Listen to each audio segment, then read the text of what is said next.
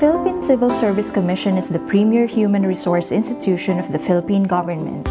The CSC envisions to be globally recognized as a center of excellence for strategic human resource and organizational development. Its core purpose is to make every kawani a lingkod bayani. Its core values are love of God and country, excellence, and integrity. The CSC is a constitutional body headed by a 3-person commission, a chairperson, and 2 commissioners.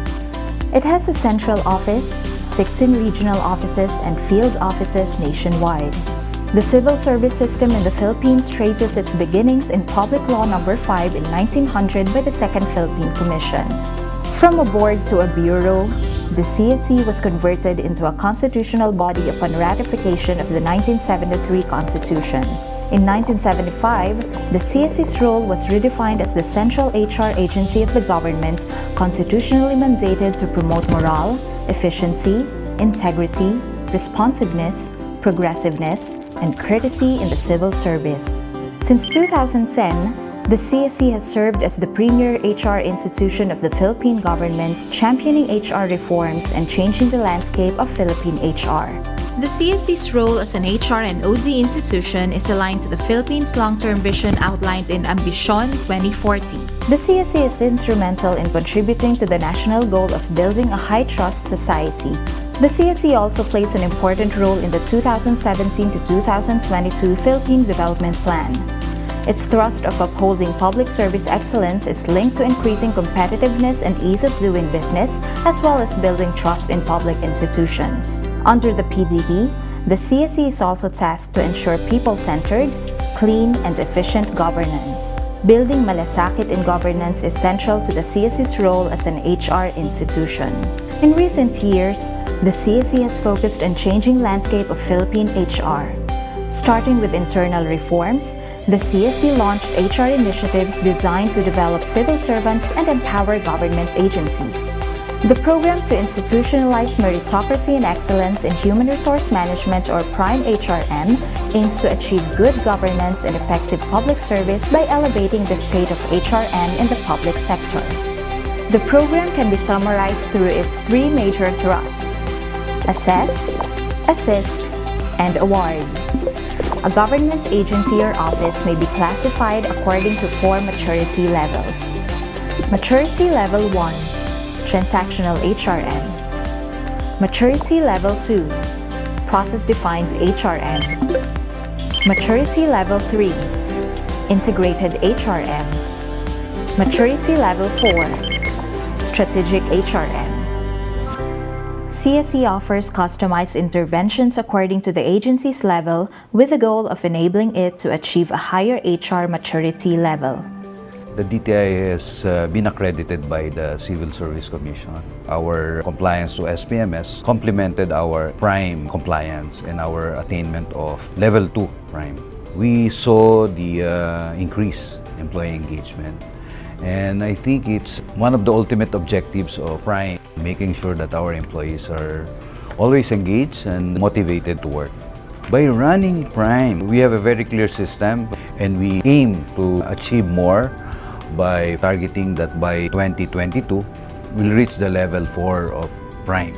Because of this system, yung mga HR natin, medyo nabibihasa sila, no? Meron silang malinaw na guidance on how to proceed. And therefore, that will lead to competencies ng mga tao natin as far as Prime is concerned. Instead of focusing on preparing payroll, etc., they're more focused on developmental, meaning analysis of performance in relation to training and providing recognition.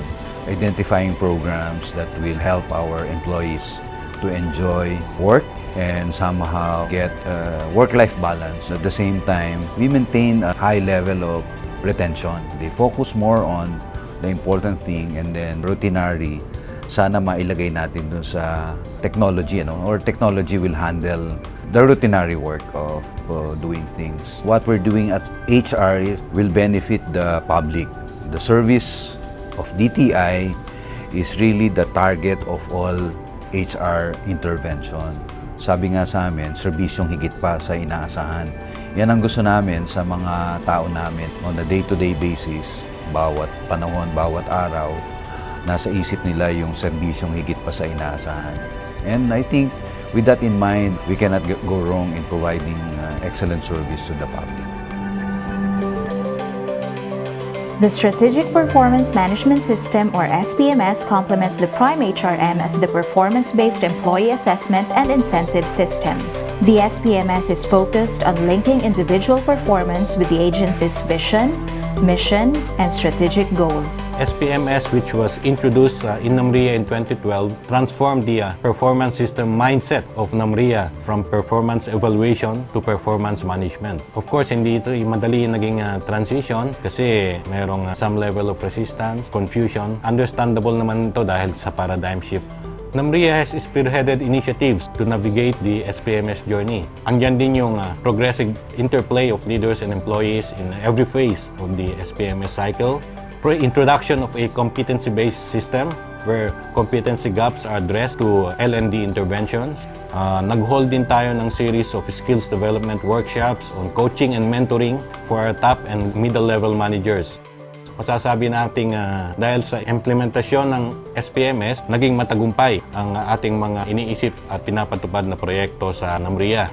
SPMS transformed the performance system mindset of NAMRIA from an individual-centered performance evaluation with undefined link to organizational performance. Specifically, SPMS aligned goals and targets with the agency mandate, strategic objectives, and organizational priorities, as well as the annual plans of the various units of the agency. It also aligned individual performance with organizational performance and ensured that goals are consistently met, and it also ensured collaborative and teamwork approach in accomplishing these goals. Nakakatuwa dito kahit na yung union ng NAMRIA, yung Organization of NAMRIA Employees or ONE, partner natin sila sa pagpapatupad ng ating vision.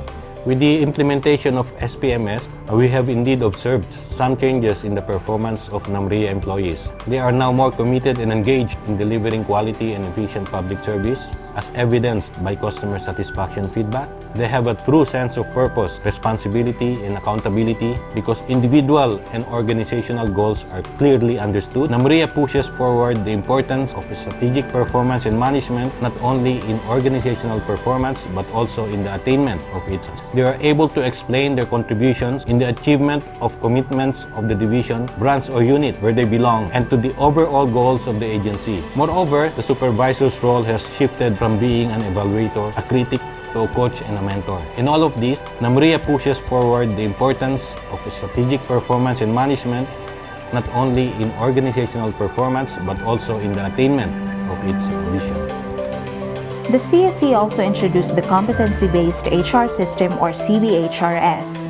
The adoption of the CBHRS set the stage for CSC's transition into strategic HR, a leap from its transactional mode of operation to being a strategic human resource institution.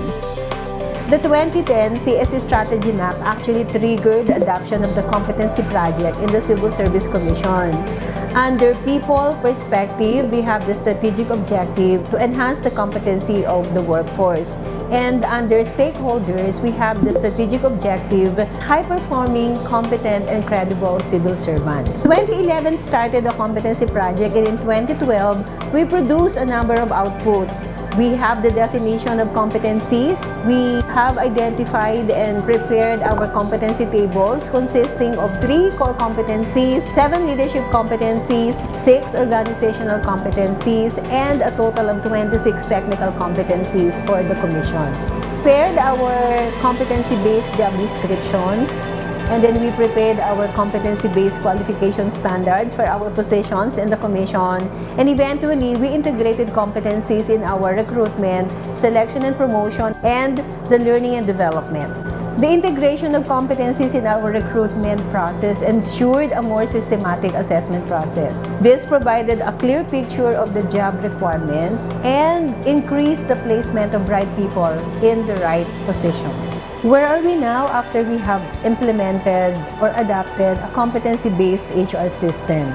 In 2013, the results show that we have 76.40% of our people who meet critical competencies. And in the last assessment in 2016, this rose to 92.51%. We can now say that our people are more motivated, more engaged, better performing, and with higher level of satisfaction. Aside from HR initiatives, the CSC also continues to run its flagship programs and core functions. The Integrated Anti-Red Tape Act program, or IARTA, is the CSC's formidable program in the battle against red tape and corruption. Anchored in Republic Act No. 9485, IARTA represents an arsenal of strategies to improve government frontline services. The ARTA Watch is an on-the-spot visit on agencies to check ARTA compliance, particularly the no noon break policy.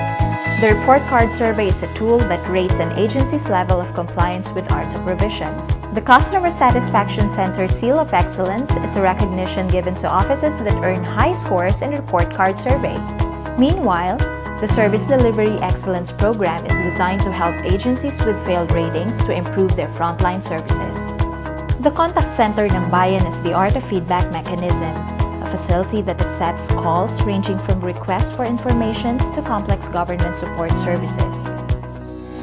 Upholding merit and fitness in the Philippine government is done through the administration of the civil service examinations. The CSC professional and sub-professional tests are conducted by two modes: paper and pencil, and computerized examinations. Clothed with quasi-judicial powers, the CSC plays a significant role in the country's good governance and anti-corruption efforts through the promulgation of civil service laws and rules, review, revision, and implementation of regulations to promote and instill discipline among the ranks of government employees, and implementing reforms in administrative discipline. Employee relations. Programs and policies on public sector unionism form part of the Commission's priorities to fulfill its mandate of promoting harmonious working relations. The Civil Service Institute is the leading provider of training services for the public sector. The CSI runs the Leadership and Management Certification Program, or CPRO, a program for aspiring government managers to qualify for management positions. The CSI also runs the Public Service Values Program, which is designed to instill core values for public servants to be guided in their day-to-day work.